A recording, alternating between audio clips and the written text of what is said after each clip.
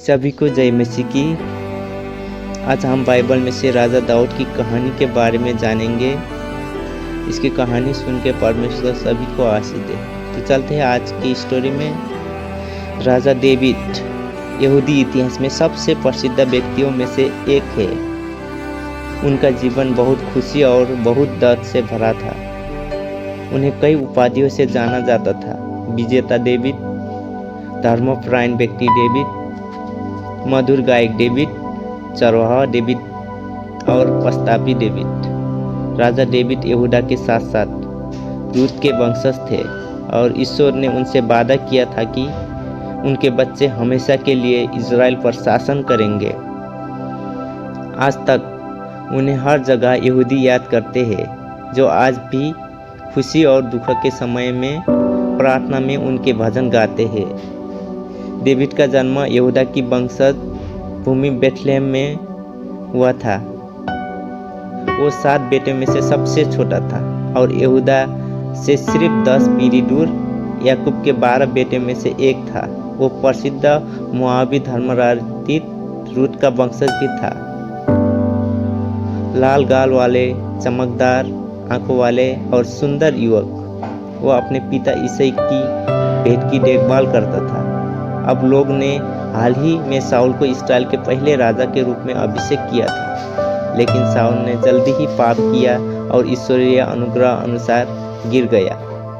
ईश्वर के निर्देशन अनुसार दाऊद को इस्राएल के राजा के रूप में अभिषेक किया और इस तरह उसका सिंहासन पर चढ़ना शुरू हुआ। राजा शाऊल और दाऊद की पहली मुकाबला तब हुई जब एक दुष्ट आत्मा ने राजा शाऊल को जकड़ लिया।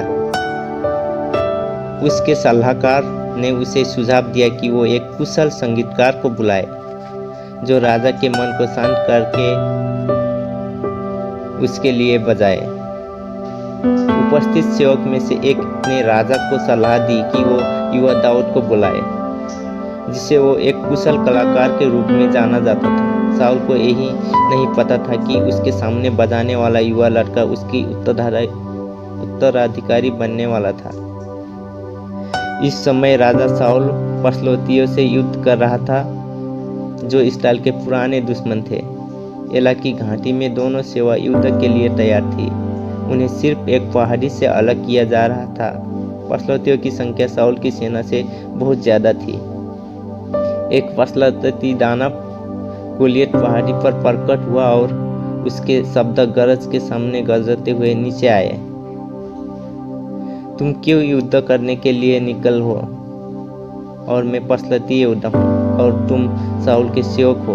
अपने लोग में से एक को चुनकर मेरे विरुद्ध आने दो। यदि वो युद्ध में मुझ पर विजय पाकर मुझे मार डाले तो हम तुम्हारे दास हो जाएंगे, परंतु यदि मैं उस पर विजय पाकर उसे मार डालूं तो तुम हमारे दास होकर हमारी सेवा करोगे। तो इतना बड़ा था कि पहाड़ी पर 6 हाथ और 1 हाथ लगभग 10 फीट 5 इंच लंबे सिर से पैर तक कवच लोहे और पित्तल से सजे एक भयंकर विशाल काय व्यक्ति को देखकर यहूदी बहुत भयभीत हो गए। इस्राएली शिविर में एक भी आदमी ऐसा नहीं था जो चुनौती स्वीकार कर कि उसकी हिम्मत कर सके। प्रतिदिन 40 दिन तक ये शक्तिशाली दैत्य सुबह और शाम अपनी चुनौती दोहराने के लिए पहाड़ी पर आता रहा। फिर युवा दाऊद ने साहस से भरकर सिर्फ एक लाठी, एक गुलेल और 5 पत्थर के साथ उस दानव के पास पहुंचा और एक ही गोली से उसने उस दानव को वही मार गिराया जहां वह खड़ा था। उसने उसको सिर काटकर राजा शाऊल को भेंट किया। इस घटना को देखकर पशलोती डर के भागे और दाऊद के एक राष्ट्रीय नायक बन गया। जब दाऊद ने युद्ध में गोलियत को हराया और उसे इनाम देने के लिए राजा शाऊल को महल में ले गया, तो उसकी पहली बार राजा शाऊल के बेटे योनातान से मुलाकात हुई। उस पल एक दूसरे के लिए उनका प्यार और सम्मान पहली बार स्थापित हुआ। जब दाऊद ने शाऊल से बात करना समाप्त किया तो योनातान की आत्मा दाऊद की आत्मा से जुड़ गई। योनातान ने दाऊद को अपने समान प्यार किया। दोनों के बीच ये रिश्ता सबसे मुश्किल समय में भी साबित हुआ। बाद में राजा शाऊल को डर लगने लगा कि दाऊद उसकी गद्दी चाहता है और उसे मारना चाहता है। ये जानते हुए भी कि दाऊद उसके लिए एक संभावित खतरा है, योनातान दाऊद से प्यार करता था और उसे उसके पिता द्वारा उसे मार डालने के प्रयासों में से बचाता था। राजा शाऊल ने तब दाऊद को अपनी सेना में योद्धा के रूप में चुना। दाऊद की सफलता इतनी महान थी कि कविता में बताया गया है कि जब सेना घर लौटी और दाऊद पशलतियों को मारकर लौटा तो इस्राएल के सभी नगरों में स्त्रियां बाहर निकल की नाचते हुए गाती थी और नारा लगाती, शाऊल ने अपने हजारों को मारा है, दाऊद ने अपने लाखों को। राजा शाऊल दाऊद की महिमा से ईर्ष्या करने लगा और दाऊद पर सतत तथा ईर्ष्यालु दृष्टि से रखने लगा। ईश्वर ने युद्ध में दाऊद को लगातार सफलता दिलाई। राजा शाऊल को डर लगने लगा कि दाऊद की प्रसिद्धता और शक्ति एक दिन उसे सिंहासन हड़पने में मदद करेगी। इस कारण दोनों के बीच युद्ध छिड़ गया। ये तब शुरू हुआ जब दाऊद राजा के लिए बीड़ा बजा रहा था और अचानक राजा पर भय और क्रोध का बदला छा गया। राजा शाऊल ने एक भाला पकड़ा और दाऊद पर फेंका। ईश्वरीय हस्तक्षेप से दाऊद भागने में सफल रहा। दाऊद दक्षिण की ओर यहूदा के पहाड़ों की ओर भागा। जो उसका घर था उसे भोजन और हथियारों की जरूरत थी। उसने इन्हें नोब शहर से प्राप्त किया।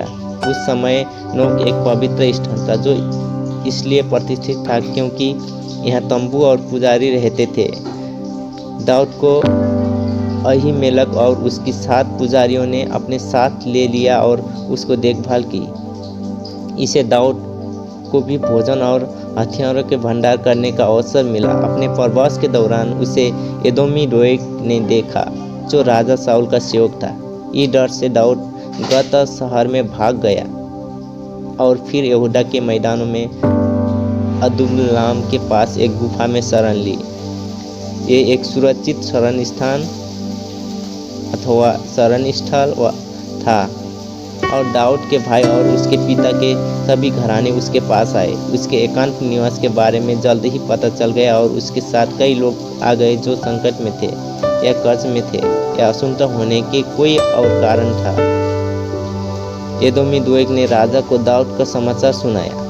राजा शाऊल ने दाऊद को ढूंढने और उसने मारने के लिए खोज शुरू की। इस खोज के दौरान 2 बार ऐसा हुआ जब राजा शाऊल दाऊद की दया पर था और स्थिति का फायदा उठाने और राजा को मारने के बजाय दाऊद ने उसकी जान बख्श दी क्योंकि उसने ईश्वर के अभिषेक पर हाथ रखने की हिम्मत नहीं की थी। दाऊद द्वारा दूसरी बार उसकी जान बख्शने के बाद ही राजा शाऊल ने आखिरी पीछे हटकर दाऊद को छोड़ दिया।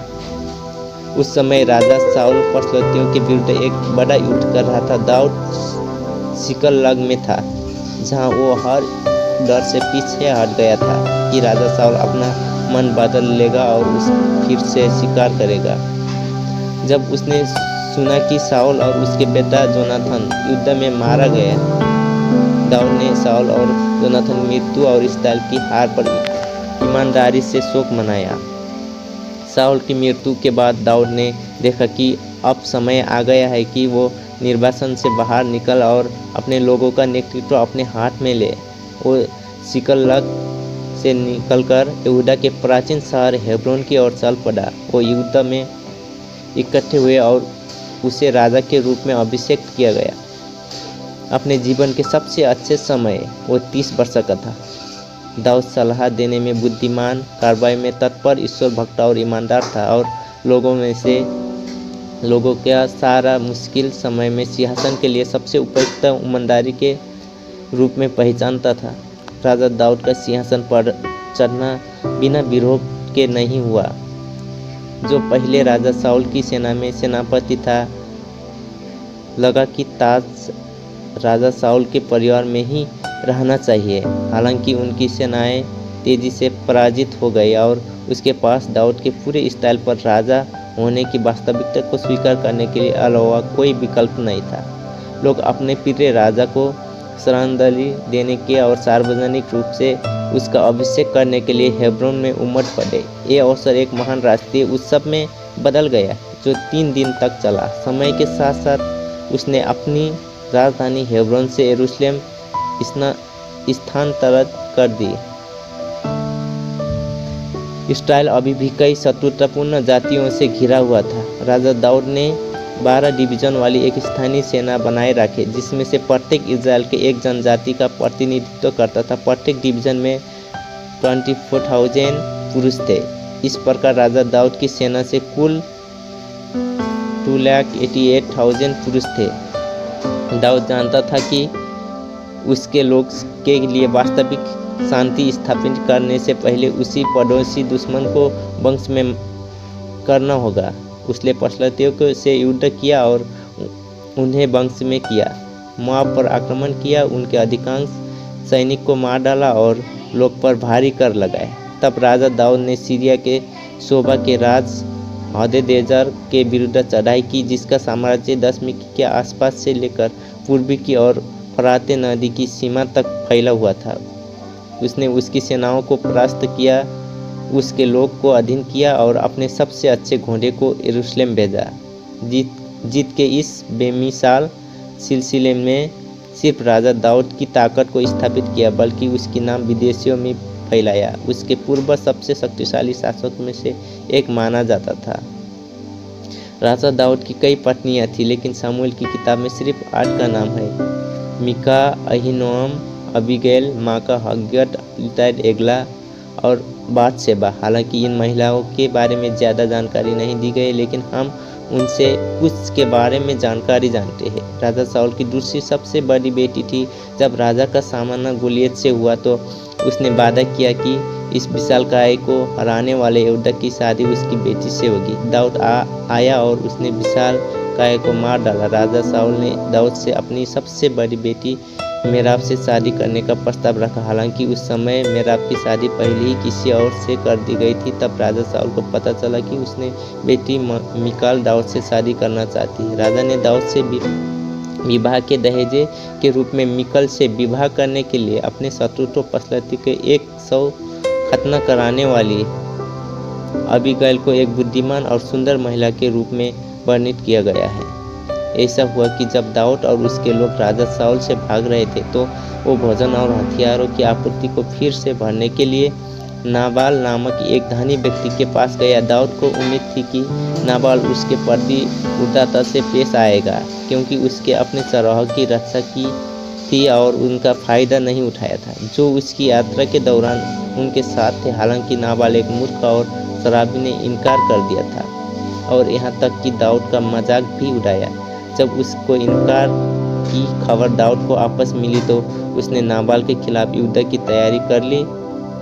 नाबाल की पत्नी अबीगैल ने उसे बड़े हंगामे के बारे में सुना और जल्दी से आगे बढ़कर दाऊद को भरपूर भोजन और उपहार देकर स्थिति को शांत किया।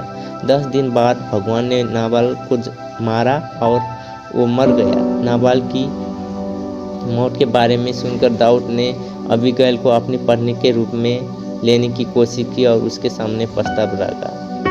ऐसा तब हुआ जब दाऊद को राजा घोषित किया गया था कि और वो छतों पर टहल रहा था। तभी उसकी नज़र बातशेबा नाम की एक खूबसूरत महिला पर पड़ी। दाऊद ने उसे उस महिला के बारे में पूछताछ की और उससे बताया गया कि उसकी शादी उरिया नाम के एक सैनिक से हुई थी। अब दाऊद बातशेबा के प्रति बहुत आकर्षित था और वो उसके शादी करना चाहता था। उसने उरिया को युद्ध की अग्रिम पंक्ति में भेजा, यही अच्छी तरह जानते हुए कि वो उसे मौत की सजा दे रहा था। जब उरिया की मौत की खबर दाऊद तक पहुंची तो उसने बातशेबा को अपनी पत्नी बना लिया। परमेश्वर दाऊद के कार्यों से अप्रसन्न हुआ और उसने भविष्यवक्ता नातान को दाऊद के पास भेजा, राजा को फटकार लगने के लिए भेजा, ये जानते हुए कि उसने पाप किया है। दाऊद तब तक पश्चाताप में बैठा रहा जब तक भी भगवान ने उसे माफ नहीं कर दिया। ये कहानी कई ऐसे प्रश्न उठाती है जो इस लेख के दायरे से बाहर है, लेकिन कहानी में कुछ स्पष्टता लाने के लिए कुछ बिंदुओं पर ध्यान देना है। तलमुद के अनुसार राजा दाऊद ने बातशेबा से विवाह करने की इच्छा इसलिए जताई क्योंकि उसने ईश्वरीय प्रेरणा से पता चला कि उसे उसने विवाह करना है और इस्राएल का अगला राजा बनना है। इसके अलावा उरिया को युद्ध में भेजने से पहले उसने युद्ध के बारे में उसे एक छोटी सी चर्चा की, जिसके बीच राजा दाऊद ने उरिया को घर जाने का आदेश दिया, एक ऐसा आदेश जिसका उत्तरिया ने पालना नहीं किया। उसने राजा से कहा, संदूक और इस्राएल और यहूदा सुक्कोत में है और मेरे स्वामी योआब और आपके महामहिम के लोग खुले मेरा डाले हुए हैं, मैं घर कैसे जा सकता हूँ? राजा के सामने दाऊद के सेनापति को मेरा स्वामी कहना राजद्रोह के बराबर था और उरिया अपने विद्रोह के लिए मृत्युदंड का हकदार था। हालांकि राजा दाऊद ने उसे युद्ध में भेजने की आड़ में मृत्युदंड की सजा सुनाई, ताकि लोग ये न कहे कि राजा दाऊद ने उरिया को मरवा दिया ताकि वो उसकी पत्नी को ले जा सके। हालांकि उसके कार्य उचित थे, फिर भी वो ईश्वर को नापसंद थे। नबी नातान ने राजा को बताया कि वो बादशेबा से उसका पहला बच्चा उसके कार्यों के परिणाम स्वरूप मारे जाएगा। उसे कुछ समय बाद बादशेबा ने एक लड़के को जन्म दिया जो गंभीर रूप से बीमार पड़ गया। डेविड ने ईश्वर के आदेश रद्द करने की उम्मीद में प्रार्थना की, लेकिन अफसोस 7 दिन बच्चा मर गया। डेविड ने इस आपत्ति तपस्या का हिस्सा माना, उपवास से उठे और ईश्वर के सम्मुख झुक गए। इसके बाद दाऊद बत्शेबा ने एक पुत्र को जन्म दिया, जिसका नाम उन्होंने सुलेमान रखा, जो शांतिपूर्ण था, लेकिन जिसे नातान नबी ने परमेश्वर के नाम से आशीर्वाद देते हुए एदीदिया नाम दिया, जो परमेश्वर का प्रिय था। सुलेमान को इस्राएल पर शासन करने के लिए नियत किया गया था। दाऊद के कई बेटी थे, जिसमें से 3 अबशालोम, अदोनिय्याह और सुलेमान इस्राएल के इतिहास में प्रमुख हुए। अबशालोम एक सुंदर, महाकाशी और करिश्माई राजकुमार था। उसे विश्वास था कि उसके राजा बनना तय है और उसे डर था कि उसे बुजुर्ग पिता युवा सुलेमान को ताज देंगे, जैसी कि राजा दाऊद को ईश्वरीय प्रेरणा मिली थी, और इसलिए उसे कुछ महान योद्धा के और सलाहकारों में इकट्ठा किया और अपने पिता के खिलाफ विद्रोह का नेतृत्व किया। विद्रोह की खबर सुनकर दाऊद का दिल टूट गया और अपने बेटे का सामना करने के बजाय वह अपने कुछ वफादार सेवक के साथ पैदल ही भाग गया।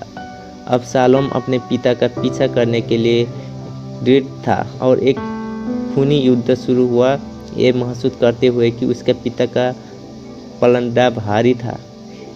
अबशालोम डर और निराश में भाग गया। जब वह अपने तेज खच्चर पर जंगल से गुजर रहा था तो उसके लंबे बाल एक बड़े पेड़ की फैली हुई शाखों में फंस गए।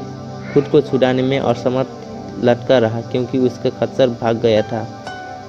दाऊद के सेवक में से एक ने ये जानकारी योआब राजा दाऊद के सेनापति को दी, जिसने अबशालोम को मौत की सजा देने का आदेश दिया। हालांकि अबशालोम ने अपने पिता के लिए बड़ी मुसीबत खड़ी की थी, फिर भी राजा दाऊद ने अपने बेटे की मौत पर बहुत दुखी और विलाप कर रहा था। दुर्भाग्य से अबशालोम सिंहासन पाने वाला अकेला पुत्र नहीं था। अदोनिय्याह के पास भी ताज हासिल करने के लिए बड़ी योजनाएं थी, लेकिन राजा दाऊद ने सुलेमान का अभिषेक करने के और उसके इस्राएल का राजा घोषित करके किसी भी अन्य हड़पने वालों को तत्काल रोक दिया। 70 वर्ष की आयु में राजा दाऊद का निधन हो गया। ऐसा कहा जाता है कि अपनी मृत्यु से पहले उन्होंने ईश्वर को पूछा था कि वो ठीक बताए कि वो इस दुनिया में कब छोड़ेंगे। ईश्वर ये जानकारी नहीं देना चाहता थे। उन्होंने उन्हें केवल ये बताया कि सप्ताह के किसी दिन उनका मृत्यु होगा। सब्बत दाऊद ने यही सुनिश्चित किया कि वो प्रत्येक सब्बत के दौरान लगातार तोरा का अध्ययन करता रहे, ताकि मृत्यु का दूत शैतान उसकी आत्मा को न ले जा सके। जब धरती पर दाऊद का समय समाप्त होने का आया तो मृत्यु के दूत ने राजा के बगीचे में पेड़ों को हिलाकर उसका ध्यान पढ़ाई से हटा दिया। राजा ये देखने के लिए सीढ़ियाँ चढ़े कि शोर क्या है, लेकिन उनके पैरों के नीचे एक सीढ़ी टूट गई और चौंक कर राजा ने अपनी पढ़ाई रोक दी। राजा डेविड इतिहास में सिर्फ एक और व्यक्ति नहीं थे, वो आज भी जीवित है। राजा डेविड के सबसे महान कार्य से एक और यकीनन उनकी सबसे बड़ी विरासत भजन संहिता की पुस्तक थी। अपने खाली समय में राजा डेविड तोरा का अध्ययन करते थे और ईश्वर की स्तुति के गीत गाते थे। भजन संहिता की पुस्तक पूरे इतिहास में यहूदी लोग के लिए मुसीबत के समय में शरण स्थली रही है। जब भी यहूदा संकट में होता है तो भजन संहिता की पुस्तक खोलते हैं और ईश्वर को पुकारते हैं। राजा दाऊद यरूशलेम में ईश्वर के निवास स्थान के रूप में पवित्र मंदिर बनाना चाहता था। हालांकि नबी नातान ने राजा दाऊद से कहा कि पवित्र मंदिर बनाने उनकी नियति नहीं थी, क्योंकि उन्होंने बहुत खून बहाया था। उनके बेटे सलोमन ने मंदिर बनाया, फिर भी राजा दाऊद किसी भी तरह से इसमें भाग लेना चाहते थे और इसलिए उन्होंने सुलेमान को निर्माण प्रक्रिया में निर्देश दिया और निर्माण के लिए आवश्यक सामग्री जुटाई। राजा दाऊद न केवल प्रथम पवित्र मंदिर के निर्माण में शामिल थे, बल्कि तीसरे के निर्माण में शामिल होंगे, क्योंकि मसीहा राजा दाऊद को पथ से वंशज होंगे और वो हमें इस निर्वासन से बाहर निकालेंगे, ईश्वर के लिए अंतिम विश्राम स्थल का निर्माण करेंगे और हमें शांति और स्थिरता बाहरी दुनिया में ले जाएंगे।